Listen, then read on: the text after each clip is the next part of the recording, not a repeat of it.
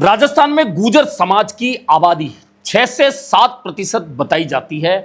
कहीं कहीं इस आबादी का आंकड़ा ज्यादा भी बताया जाता है। स्पष्ट रूप से तो नहीं है, लेकिन पूर्वी राजस्थान और दक्षिण राजस्थान में गुर्जर समाज की सामाजिक और राजनीतिक भागीदारी समय के साथ में बढ़ती गई। हालांकि राजनीतिक रूप से गुर्जर समाज को क्या प्राप्त हुआ, क्या प्राप्त होना चाहिए था, यह एक लंबी बहस का विषय है। लेकिन 6-7% की आबादी और वोट बैंक वाले समाज को लेकर राजनीतिक रूप से पिछले दिनों जो जागृति आई तो गुर्जर समाज को लगता है कि राजस्थान के मुख्यमंत्री पद तक भी उनके समाज का कोई व्यक्ति जा सकता है। और निश्चित तौर पर इतनी बड़ी आबादी वाले किसी भी समाज को सोचने का यह अधिकार है। और खास तौर पर कांग्रेस पार्टी को लेकर गुर्जर समाज सोचता है कि कांग्रेस पार्टी से गुर्जर समाज के व्यक्ति को मुख्यमंत्री बनाया जा सकता है।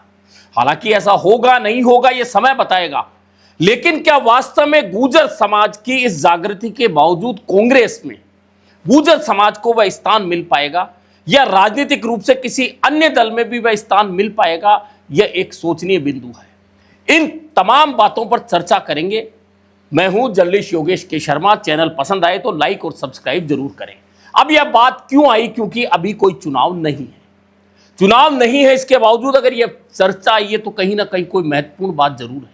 और महत्वपूर्ण बात यह है कि कांग्रेस के अग्रिम संगठन युवक कांग्रेस के चुनाव हो रहे हैं।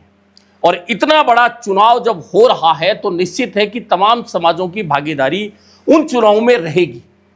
लेकिन जिन गुर्जर समाज की बात है, जो 6-7% वोटर और आबादी वाला समाज है, क्या उस समाज को यूथ कांग्रेस का चुनाव लड़ने का हक नहीं है, या उन्हें चुनाव लड़ने की इजाजत नहीं है, या उनमें चुनाव लड़ने का मादा नहीं है? ये एक बहस का विषय बन गया है जब यूथ कांग्रेस के चुनाव हो रहे हैं।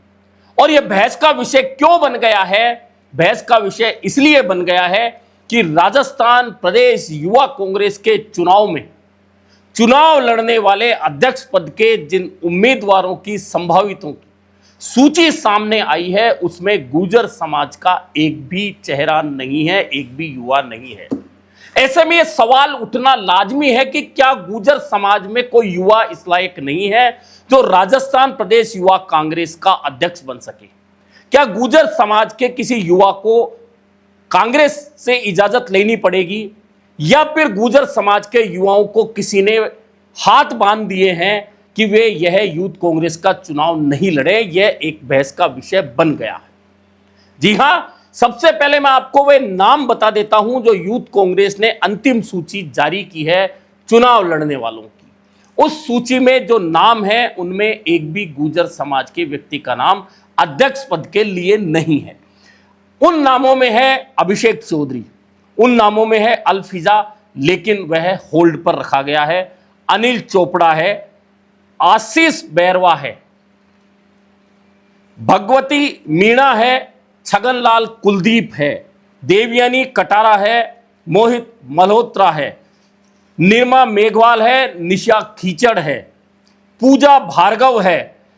इस तरह से कुल मिलाकर जो नाम है उनमें प्रकाश चंद मीणा है, राहुल खान है, राजकुमार परसवाल है, शीतल कुमारी है, सुमन बानो है और तेज करण चौधरी है। इनमें सुमन बानो का रिजेक्ट नाम में लिखा हुआ है। कुल मिलाकर ये वे नाम हैं जो यूथ कांग्रेस के प्रदेश अध्यक्ष के परफॉर्मर के तौर पर उम्मीदवारी कर रहे हैं और चुनाव मैदान में उतर चुके हैं। अब इन नामों में गुर्जर समाज के किसी युवा का नाम नहीं है, यह बात आपके सामने स्पष्ट हो गई है। और क्यों नहीं है, इसका कारण गुर्जर समाज के वे युवा बता सकते हैं जो यूथ कांग्रेस में काम करते हैं। अब आप एक तरफ तो गुर्जर समाज सामाजिक और राजनीतिक क्रांति की बात कर रहा है। सामाजिक क्रांति तो कर्नल किरोड़ी सिंह बैंसला ने शुरू की, और उस सामाजिक क्रांति का नतीजा है कि गुर्जर समाज की पहचान सिर्फ एक चरवाहे के रूप में या दूध बेचने वाले के रूप में होती थी। वह गुर्जर समाज जागृत हुआ, और इसका पूरा श्रेय कर्नल किरोड़ी सिंह बैंसला को जाता है कि आज सरकारी नौकरियों से लेकर यूपीएससी तक गुर्जर समाज की पहचान नजर आने लगी है। गुर्जर समाज अब उच्च शिक्षा में नजर आने लगा है, वह अब टेक्निकल एजुकेशन में नजर आने लगा है, वह बड़ी बड़ी नौकरियों में कंपटीशन में नजर आने लगा है। यह सब कुछ कर्नल किरोड़ी सिंह बैंसला ने किया। लेकिन कर्नल किरोड़ी सिंह बैंसला ने इसी के साथ यह अलग भी जगाई थी कि राजनीतिक रूप से भी गुर्जर समाज को जागृत होना चाहिए। हालांकि गुर्जर समाज के बहुत सारे नेता चुनाव सालों से लड़ते आ रहे हैं, लेकिन उन नेताओं ने कभी खुद के अलावा गुर्जर समाज को लेकर कुछ नहीं सोचा, और नहीं सोचा तो गुर्जर समाज जीतकर आता था, एक दो मंत्री बन जाते थे, फिर वही चेहरे चुनाव लड़ते थे। लेकिन कर्नल किरोड़ी सिंह बैंसला की जो जागृति है, जो गुर्जर समाज में नीचे तक पहुंची, उसके बाद गुर्जर समाज जागृत हुआ। लेकिन सबसे बड़ा सवाल जो मैं आज उठा रहा हूं वह यही है कि राजस्थान प्रदेश युवा कांग्रेस, जिसके चुनाव होने जा रहे हैं राजस्थान के तमाम जिलों के अंदर, युवा इससे जुड़ेंगे, सदस्यता होगी और प्रदेश अध्यक्ष बनने की दौड़ में शामिल होंगे। लेकिन गुर्जर समाज क्यों नहीं है, यह सवाल है। जिस गुर्जर समाज के अशोक चांदना राजस्थान युवा कांग्रेस के एक सफल अध्यक्ष के रूप में इतिहास में नाम दर्ज करा गए हैं, और उसी के बाद में वे जाकर लगातार हिंडोली से विधायक भी बनते आ रहे हैं। यह सब गुर्जर समाज के एक युवा व्यक्ति ने यूथ कांग्रेस के जरिए राजनीतिक पहचान बनाकर राजस्थान के मंत्री पद तक पहुंचने में सफलता प्राप्त की। धीरज गुर्जर राजस्थान एनएसयूआई के प्रदेश अध्यक्ष बने, विधायक बने और कांग्रेस के राष्ट्रीय सचिव बने। यह रास्ता भी उसी जरिए से, यानी कि अग्रिम संगठन के जरिए गया। लेकिन अब ऐसा क्या हो गया कि युवा कांग्रेस के अंदर इतने सारे गुर्जर युवा होने के बावजूद चुनाव लड़ने के काबिल कोई नहीं है? क्या यूथ कांग्रेस ने किसी को चुनाव लड़ने के काबिल नहीं समझा? क्या परफॉर्मर लिस्ट में नाम था, सभी का नाम हटा दिया गया?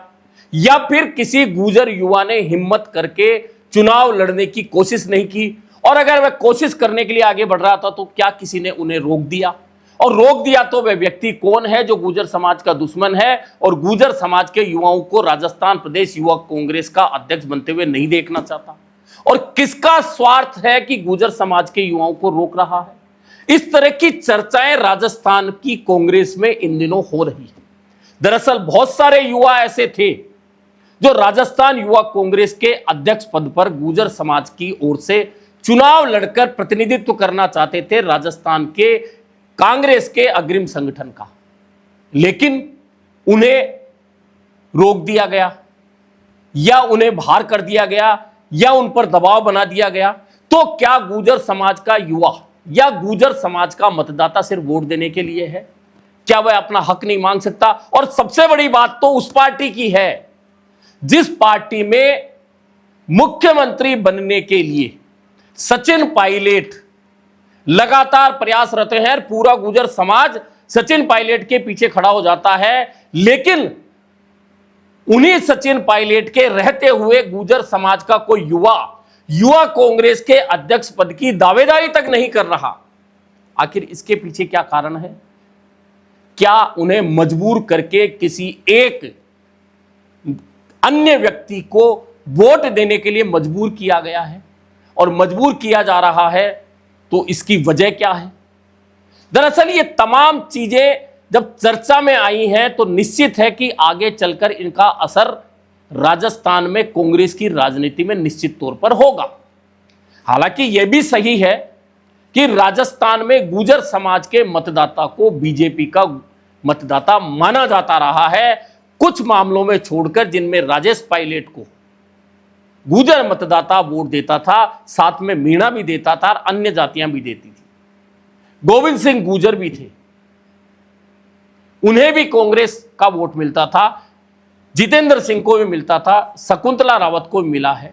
लेकिन 2018 के बाद में गुर्जर समाज की राजनीति पूरी तरह से बदल गई और बदलने का कितना फायदा गुर्जर समाज को राजनीतिक रूप से हुआ है ये गुर्जर समाज के तमाम लोग अच्छी तरह से जानते हैं। उनसे चर्चा में वे अपना दर्द भी बयां कर देते हैं कि काश हम अपना स्थान नहीं छोड़ते तो कहीं अधिक राजनीतिक रूप से आज मजबूत होते।